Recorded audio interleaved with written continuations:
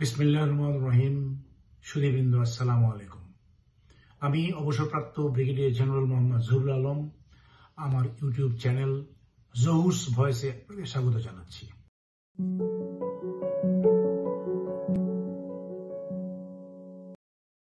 আজকে যে বিষয়টি নিয়ে আমি আলোচনা করব সেটি হলো, কেন বিএনপি মহাসচিব বারবার নির্বাচন অনুষ্ঠানের কথা বলছেন। কোন রাজনৈতিক দলের রাজনৈতিক কার্যক্রম মোকাবেলা বা বোঝাপড়া অথবা মীমাংসা, যেটাই বলি না কেন, সেটা করবার জন্য অন্য রাজনৈতিক দলই বোধ করি সব থেকে বেশি প্রয়োজন এবং গুরুত্ববহ। প্রশাসন, পুলিশ বা সরকারকে কোনোভাবে রাজনৈতিক দলের প্রতিপক্ষ হিসেবে কার্যক্রম পরিচালনা করা যৌক্তিক নয়। কেননা প্রশাসন, পুলিশ বা সরকার নিরপেক্ষভাবে দায়িত্ব পালন করবে, সেটাই গণতন্ত্রের সব থেকে গুরুত্বপূর্ণ বাস্তবতা। এবং সেই বাস্তবতা উপলব্ধি করেই বিএনপি মহাসচিব তড়িৎ নির্বাচন অনুষ্ঠানের কথা বারবার বলে যাচ্ছেন, যাতে করে একটি নির্বাচিত সরকার জনগণের ম্যান্ডেট নিয়ে দেশ পরিচালনা করতে পারে। জুলাই আন্দোলনে হাজারো প্রাণের বিনিময়ে ছাত্র জনতা গত 16 বছর ধরে জনগণের টুটি চেপে ধরে রাখা নিষ্ঠুর স্বৈরাচারকে অপসারণ করেছে। গঠিত হয়েছে অন্তর্বর্তীকালীন সরকার। দেশের মানুষ প্রত্যাশা করেছিল এমন এক সরকার গঠন করা হবে যারা ছাত্র জনতা আন্দোলনে সংগঠিত নির্মম হত্যাকাণ্ডের দ্রুত বিচার করবে এবং আওয়ামী দুঃশাসনের অসহনীয় পরিবেশ থেকে দেশের মানুষকে মুক্ত করে একটি নির্বাচিত সরকার ও সরকার ব্যবস্থা প্রতিষ্ঠা করবে। দেশের মানুষ ডক্টর ইউনূসকে সরকার প্রধান হিসেবে পেয়ে সত্যিই উচ্ছ্বসিত। জনগণের প্রত্যাশা পূরণে তার মতো ব্যক্তি বা ব্যক্তিত্ব এই মুহূর্তে দ্বিতীয় জন খুঁজে পাওয়া সত্যি দুষ্কর। তবে কোন কোন উপদেষ্টা নির্বাচন ও নিয়োগ জনমনে কিছুটা হলেও হতাশার সূত্রপাত ঘটিয়েছে।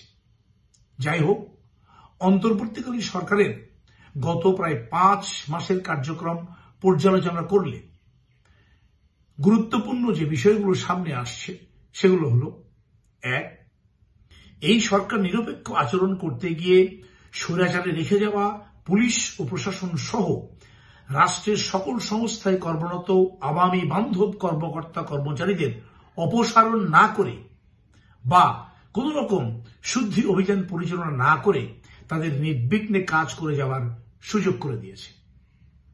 2, জুলাই আন্দোলনে নির্মম হত্যাকাণ্ডের বিচার অতি দ্রুততার সাথে সম্পন্ন করার যে প্রত্যাশা জনগণের অন্তরে বাসা বেঁধেছিল, সেটা বাস্তবায়ন আশাব্যঞ্জক নয়। এবং সবশেষে 3, পতিত স্বৈরাচার ও তার দলের নেতাকর্মীদের অন্যায় কাজের প্রেক্ষিতে তাদের বিরুদ্ধে আইনগত ব্যবস্থা গ্রহণে যে ধরনের তৎপরতা প্রয়োজন ছিল তা চলছে ধীর গতিতে। ফলশ্রুতিতে আওয়ামী সন্ত্রাসীরা এখনো বাধাহীনভাবে নির্বিঘ্নে ঘুরে বেড়াচ্ছে এবং দেশে ও বিদেশে বিভিন্ন ধরনের ষড়যন্ত্র ও নাশকতামূলক কর্মকাণ্ড চালিয়ে যাচ্ছে, যার সবশেষ উদাহরণ হয়তোবা মন্ত্রণালয়ের আগুন। এই সরকার দায়িত্ব গ্রহণের পর থেকে একের পর এক প্রতিবন্ধকতা এবং চ্যালেঞ্জের সম্মুখীন হচ্ছে। তবে আমি দৃঢ়ভাবে বিশ্বাস করি যে একটি নির্বাচিত সরকার স্বৈরাচারের মোকাবেলা করবার জন্য যে ধরনের তৎপরতা ও পদক্ষেপ গ্রহণে সক্ষম, সেটা কোনো অন্তর্বর্তীকালীন বা তত্ত্বাবধায়ক বা নিরপেক্ষ কোনো সরকারের পক্ষে করা সম্ভব নয়। এই সত্যকে বিএনপি দ্রুততার সাথে উপলব্ধি করতে পেরেছে বলেই দলের মহাসচিব একটি নির্বাচিত সরকারকে যত দ্রুত সম্ভব রাষ্ট্র পরিচালনায় দেখতে চান। আর সেজন্যই তিনি যথাশীঘ্র সম্ভব নির্বাচন অনুষ্ঠানের কথা বলে যাচ্ছেন। বিএনপি মহাসচিবের এই দাবি মোটেও অযৌক্তিক নয়, বরং দ্রুত নির্বাচন অনুষ্ঠান এখন সময়ের দাবি। আমরা অপেক্ষায় আছি ওই দিনটি জানবার জন্য। সবাই ভালো থাকবেন। আল্লাহ হাফেজ।